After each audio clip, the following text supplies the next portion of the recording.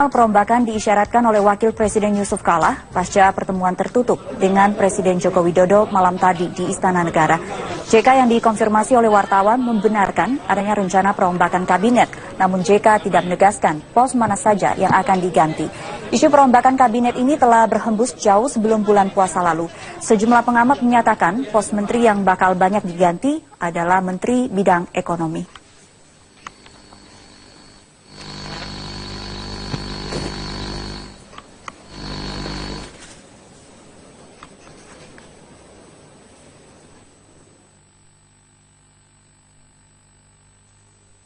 Bagaimana kondisinya di Istana Negara pagi ini? Kita akan bergabung dengan Rosalin Asmarantika langsung dari lokasi dari Istana Negara Jakarta. Rosalin, terkait dengan perombakan kabinet, pos menteri mana saja yang akan diganti dan bagaimana situasi di Istana saat ini? Ya, Sumi, jika kita melihat ke yang lalu-lalu ini, Sumi, pos yang banyak dikritisi tentu saja adalah pos bidang perekonomian atau tim ekonomi dari Kabinet Kerja ini yang banyak dikritik maupun itu oleh relawan Jokowi, juga dari DPR maupun juga dari para pelaku pasar. Ketika beberapa hari yang lalu ini, Sumi, tepatnya tanggal 5 Agustus lalu, ini sejumlah relawan Joko Widodo sempat bertemu dengan Watimpres mengkritisi perihal tim ekonomi yang dinilai kinerjanya ini tidak sesuai dengan nawacita.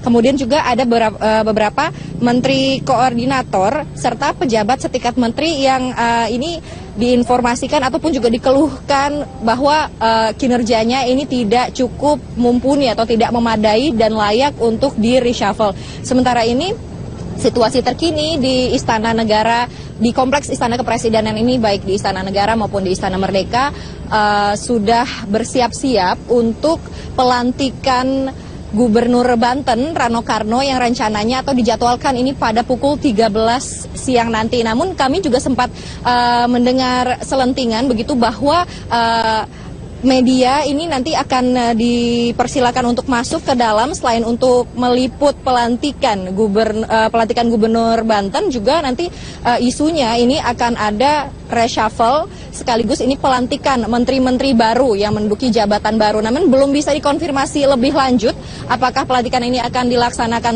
pukul 14 seperti isu yang santer beredar atau mungkin sebelum pelantikan dari Gubernur Banten, ya ini sebelum pukul 13 siang nanti. Sumi. Ya, Rosalin, tadi malam Jokowi dan juga JK bertemu empat mata.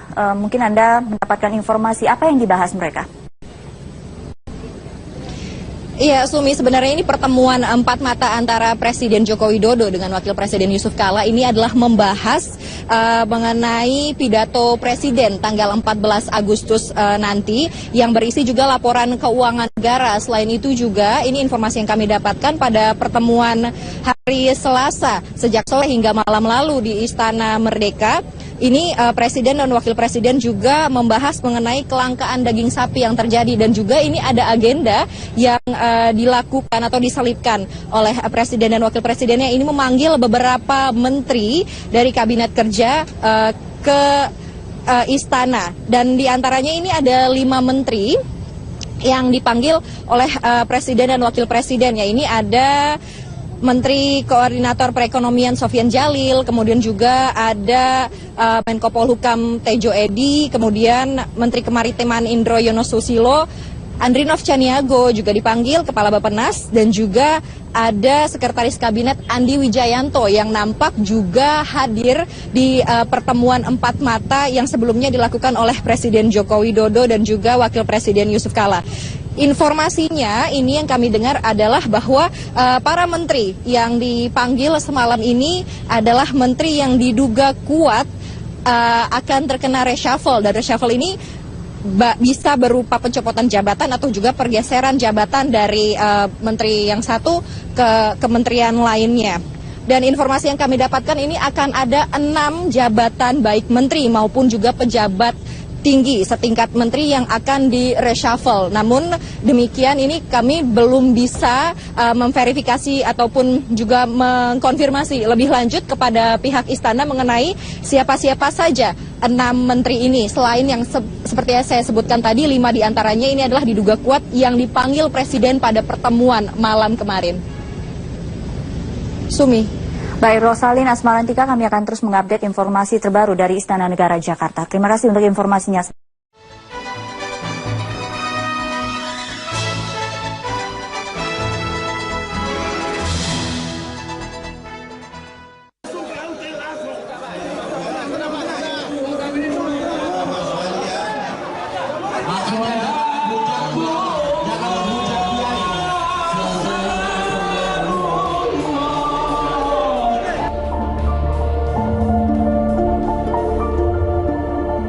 NU pelan-pelan kehilangan ruh jihadnya.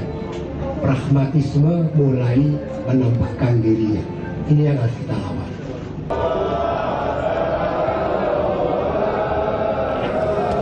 Maka kalau saya punya agenda politik nanti saya salah.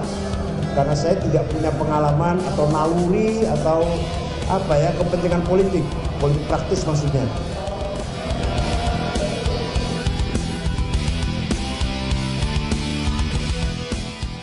Pemirsa, Nahdlatul Ulama baru saja memilih dua pimpinannya, yakni Rois Amsyuriah dan juga Ketua Dewan Tanfis PBNU dalam muktamar yang panas di Jombang, Jawa Timur.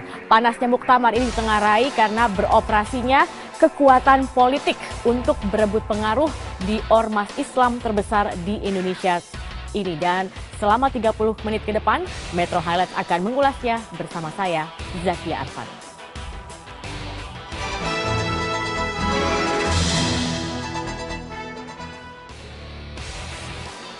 Ya, pemirsa, Nahdlatul Ulama dibayang-bayangi perpecahan pasca muktamar ke-33 di Jombang, Jawa Timur. Sakwa sangka, kepentingan politik, dan inkonsistensi dalam pelaksanaan konstitusi organisasi ini membuat ormas Islam terbesar ini menanggung risiko konflik. Mampukah NU melakukan konsolidasi internal untuk mengembalikan soliditasnya? Simak ulasannya berikut ini.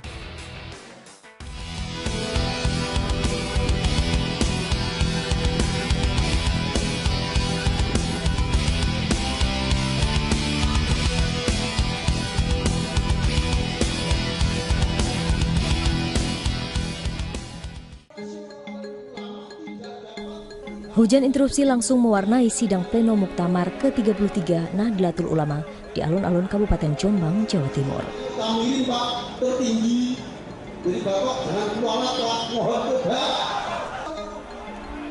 Suasananya kemudian menjadi panas. Sejenak kemudian kericuhan terjadi di arena Muktamar.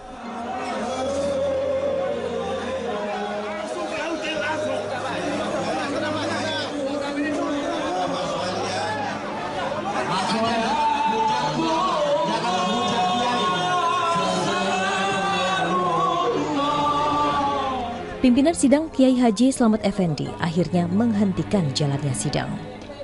Itulah drama di sidang pleno Minggu 2 Agustus lalu.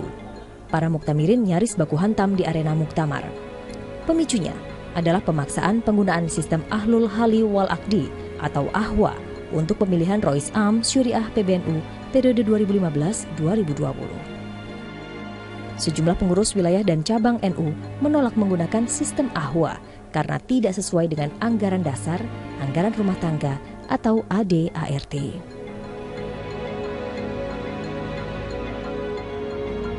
Insiden nyaris baku hantam itu membuat sejumlah kiai sepuh prihatin. Keesokan harinya, Rois Am Kiai Haji Mustafa Bisri sampai menangis di sidang pleno untuk menenangkan para muktamirin.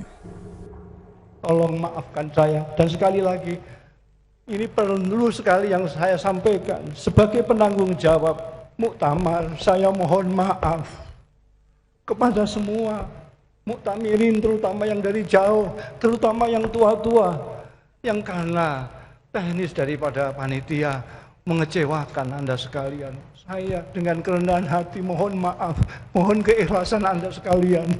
Maafkanlah mereka, maafkanlah saya sebagai kesalahan itu kesalahan saya. Kesalahan saya sebagai penanggung jawab. Maka saya yang meminta maaf kepada Anda sekalian. Mudah-mudahan Anda merelakan hati untuk memaafkan saya. Anda bersudi memaafkan saya. Maafkanlah, lupakanlah itu, ingatlah bahwa Nahdlatul Ulama lebih besar dari persoalan-persoalan tetek bengek itu. Selama 5 hari pelaksanaan muktamar, tak henti-hentinya drama terjadi di arena musyawarah tertinggi warga NU ini. Selain kericuhan dalam sidang pleno, juga muncul isu soal politik uang dalam pelaksanaan muktamar. Bahkan, ada peserta yang terang-terangan menyebut harga dukungan tiap pengurus cabang NU mencapai 15 hingga 25 juta rupiah.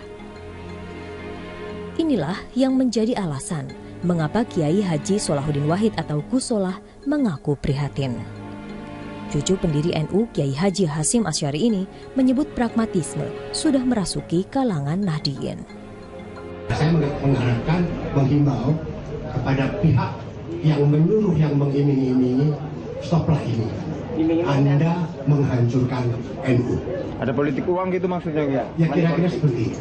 Tapi yang paling penting menurut saya ya, NU pelan-pelan kehilangan ruh jihadnya. Pragmatisme mulai menampakkan dirinya. Ini yang harus kita lawan. Jangan pragmatis. Kita kalau pragmatis masuk partai. Yang lebih miris, di tengah muktamar, ratusan peserta muktamar yang tergabung dalam forum lintas wilayah dan cabang NU menggelar rapat di Ponpes Tebu Ireng, Jombang. Forum ini sempat disebut sebagai muktamar tandingan. Sepakat menolak muktamar ke-33 NU beserta produk yang dihasilkannya. Forum ini juga akan menggugat PBNU hasil muktamar Jombang ke pengadilan serta meminta muktamar diulang paling lambat 3 bulan ke depan. Muktamar ke-33 Nahdlatul Ulama di Jombang resmi ditutup pada Kamis dini hari lalu. Kandidat incumbent Kiai Haji Said Akil Siraj terpilih kembali sebagai Ketua Umum Tanfisiyah PBNU.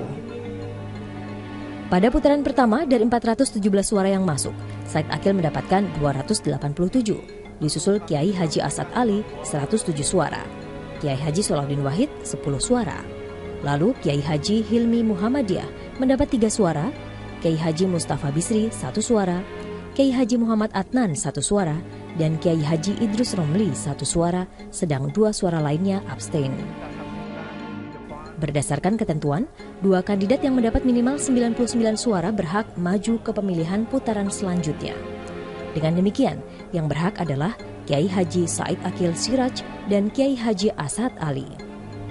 Namun Asad Ali akhirnya memilih mundur, sehingga Said Akil Siraj terpilih sebagai Ketua Umum Tanfisiyah PBNU periode 2015-2020.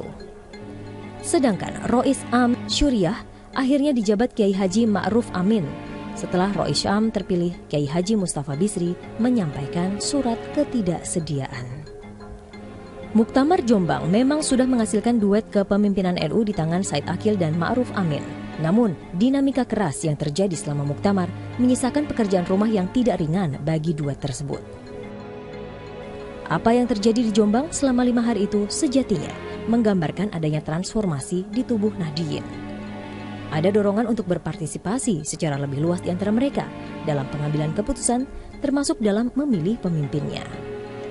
Sebagai organisasi yang terus beranjak modern, NU rupanya tidak lagi bergantung sepenuhnya pada kewibawaan para ulama semata, tapi juga mulai menuntut penghormatan terhadap konstitusi organisasi. Jika ini tidak disadari elit NU, bukan tidak mungkin akan terjadi alienasi antara para ulama dan para elit NU dengan umat dan pengurus di level akar rumput. Pekerjaan rumah yang tak kalah penting adalah terus berupaya membentengi NU dari infiltrasi politik praktis. Sebagai organisasi yang pernah punya nama besar di politik, NU memang tidak bisa begitu saja lepas dari bayang-bayang politik.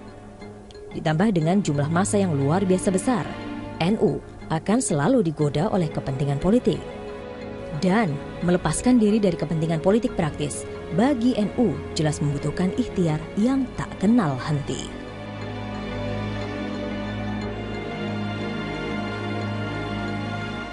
Menggoda dan digoda politik adalah hal biasa bagi NU. Mengapa? Simak ulasannya setelah jeda pariwara berikut ini.